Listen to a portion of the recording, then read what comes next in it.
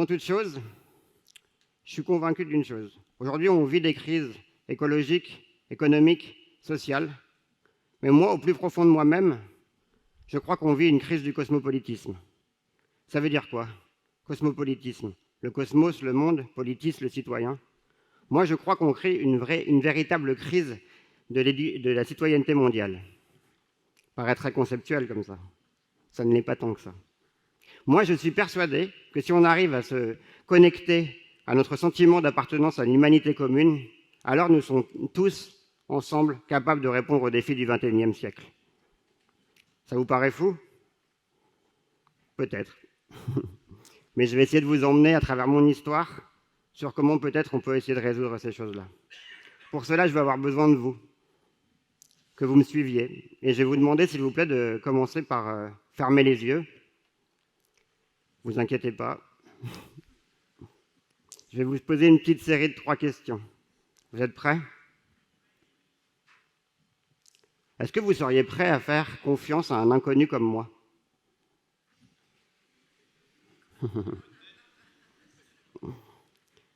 Quelle est la dernière personne à qui vous avez fait confiance et à qui vous lui avez expressément dit?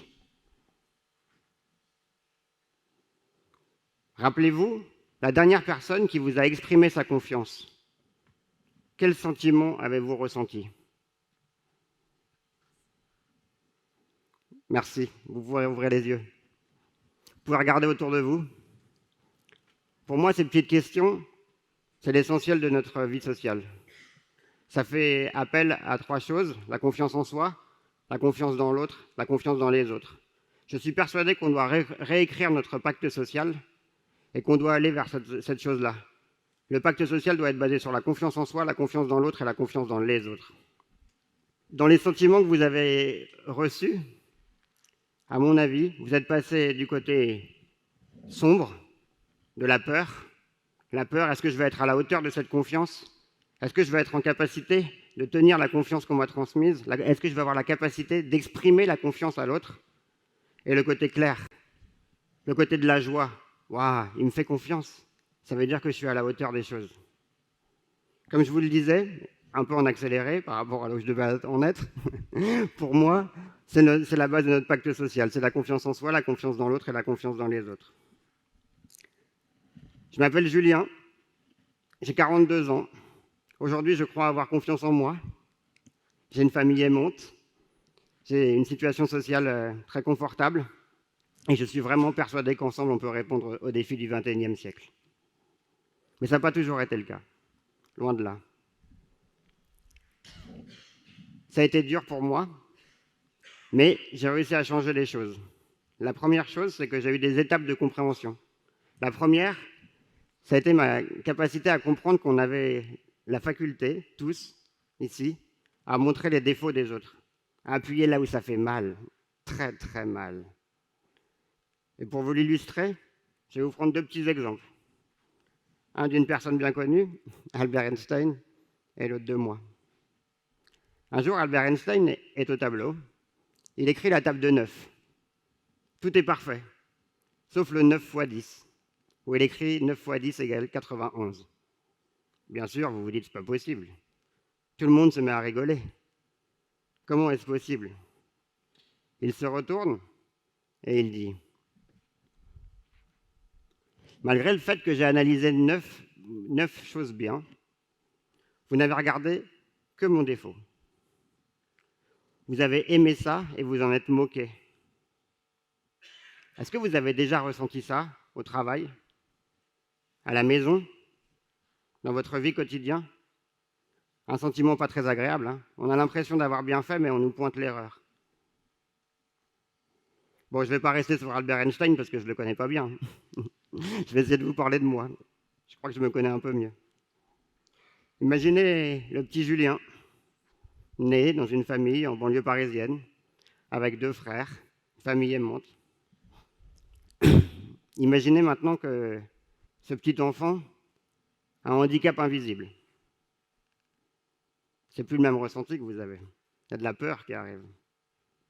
Eh oui, je suis 10 orthographique.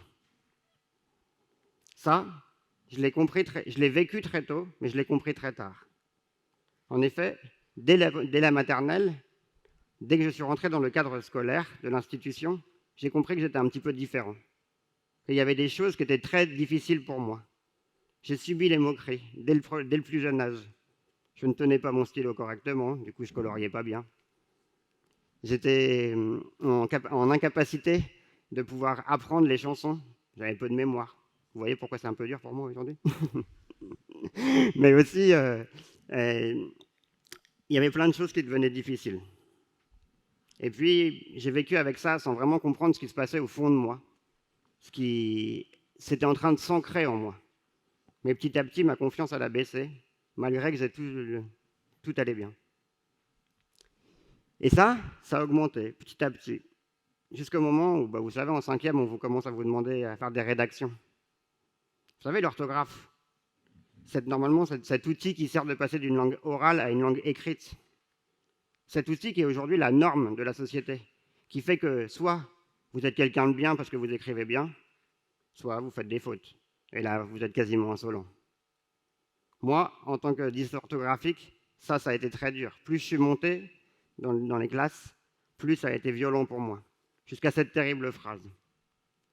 Monsieur Mast, vous n'êtes bon à rien. Vous n'arriverez jamais à rien. Waouh. Ça fait mal. Hein, devant toute la classe. Ce professeur, je ne pense pas que c'était une mauvaise personne. Je pense qu'il essayait de m'accompagner, qu'il essayait de me réveiller. Mais il n'a pas du tout compris ce qui se jouait en moi. Il n'a pas du tout été ouvert à ce qui se passait. Par manque de temps, par manque de moyens, je ne l'accable pas. Mais ça allait très très loin. Jusqu'à ce moment-là, je perds confiance en moi. Déjà, ce n'était pas fort. Je perds confiance dans l'institution, celle qui est censée m'encadrer. Je perds confiance dans la société. Et je vais jusqu'à me autodétruire. Il aurait peut-être pu imaginer, comme d'autres l'ont fait plus tard, « Monsieur Mast, vous avez une voix si particulière que vous devriez faire de la radio. » Peut-être aussi qu'on aurait pu le former aux troubles cognitifs spécifiques. Ces troubles qui font qu'on a du mal à apprendre, que nos apprentissages sont difficiles, qui s'ajoutent sur le langage, la mémoire, la capacité motrice. Vous savez, toutes ces personnes dyslexiques, vous voyez, ce n'est pas forcément un problème, c'est une singularité. Mais quand elle n'est pas acceptée par la norme, ça en devient un problème. Et la personne le subit et du coup va jusqu'à cette démotivation.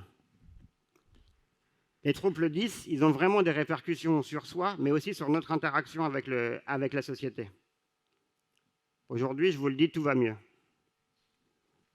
Et du coup, je suis devant vous aussi pour affirmer que je suis dyslexique, que je suis là devant vous pour vous dire qu'il faut détecter les gens.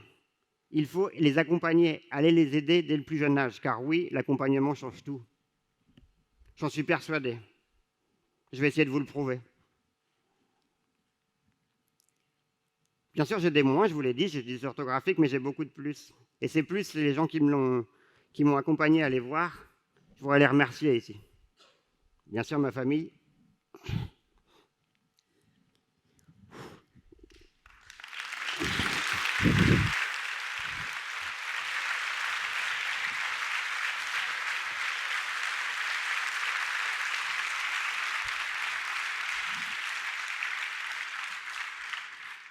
Ceux qui m'ont accompagné dans mes passions, ceux qui m'ont montré qu'il n'y avait pas que l'institution et qu'à côté de ça, j'avais des capacités haute part. Tous mes amis qui m'ont aidé à aller jusqu'au bac. Bien sûr, mes professeurs, parce qu'il y en a eu beaucoup qui m'ont accompagné différemment, qui ont essayé de me prendre avec ma singularité. Mes collègues qui aujourd'hui me prennent comme je suis, qui font qui je suis et qui m'acceptent comme je suis. Bien sûr, ma femme, merci à elle. Depuis 15 ans, elle m'aide à ne pas retomber dans mes travers. Et puis, ma psy, celle qui a 40 ans, a posé des mots sur ce que je vivais.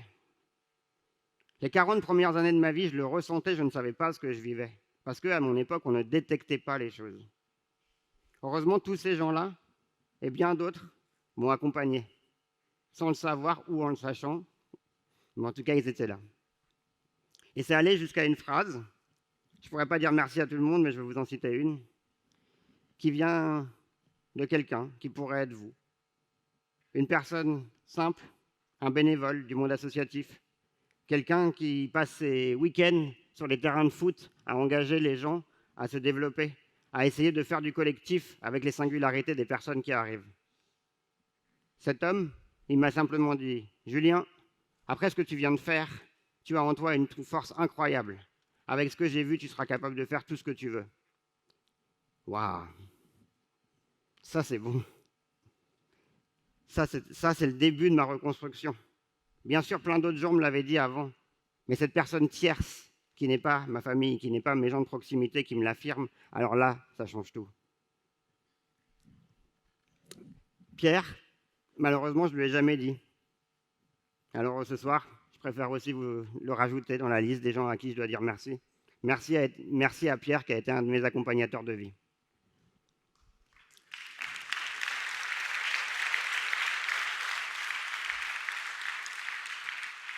Il ne le sait pas, il ne sait pas où je suis, mais j'espère qu'il l'entendra. À partir de ce moment-là, je me décide à me dire, OK, il faut que je sache où sont mes plus, quelles sont mes compétences et que je me concentre là-dessus. Aujourd'hui, devant vous, et vu la thématique, je vais affirmer mes plus. Je suis capable d'imaginer hors la norme. Je suis un innovateur social. J'ai une motivation à toute épreuve pour remonter les courants contraires. Je sais me battre dans les moments difficiles. Je sais m'entourer. Je sais créer collectivement. Et surtout, le plus fort de tout, c'est que de cette problématique, aujourd'hui, je suis sûr que demain, ensemble, on peut faire différemment. Que demain, nous pourrons construire un monde qui sera égalitaire. Mais est-ce que tous les gens qui sont 10, qu'on parle de 6 à 8% de personnes aujourd'hui, est-ce qu'elles vont avoir ma chance? Est-ce qu'elles vont avoir les mêmes personnes pour les accompagner? Ou est-ce qu'elles vont subir cette société de la méfiance, cette société de la défiance qui nous amène à perdre notre empathie et potentiellement emmener très rapidement les gens sur des voies de garage? Une vraie question. Moi, je crois qu'on peut faire différemment. Il faut se donner les moyens et je vous donnerai un petit défi tout à l'heure peut-être. Oui, car moi, j'ai fait un rêve. Depuis 20 ans, je rêve d'un monde dans lequel la singularité de chacun pourrait être affirmée. On pourrait avoir confiance les uns dans les autres. Et surtout, les termes qui sont devant nos mairies, liberté, égalité, fraternité, seraient une vraie réalité pour tous et pas simplement pour ceux qui sont dans la norme. On est capable de faire ça. Vous allez me dire, ouais, mais Julien, t'es un utopiste. Ouais, c'est vrai. Et je suis hyper fier de l'être. Mais un utopiste qui essaye de mettre en pratique ses grandes idées. Depuis 20 ans, j'ai créé un mouvement d'éducation. Aujourd'hui, je dirige une ONG éducative qui a 90 personnes, qui salarie 90 personnes. Une organisation éducative qui accompagne les gens face à leurs peurs, qui leur permettent d'exprimer leurs peurs pour construire le monde de demain. Une organisation qui crée des ponts entre les personnes, des ponts entre les cultures, pour montrer qu'ensemble nous pouvons faire des belles choses. Une ONG qui forcément utilise les pédagogies actives, celles qui permettent d'acquérir des savoirs, des savoir-faire et des savoir-être par des méthodes différentes, qui sont pour moi les savoirs du citoyen du monde de demain. Ceux qu'on nous oublie dans cette norme, il faut qu'on les amène par ça. Alors, aujourd'hui, malgré tout ce que je viens de vous raconter, ceux qui sont dans l'innovation sociale, ceux qui créent le monde de demain avec vous tous, on a envie de vous donner un message. On a besoin de vous. Ne vous inquiétez pas, je ne vais pas vous demander des sous.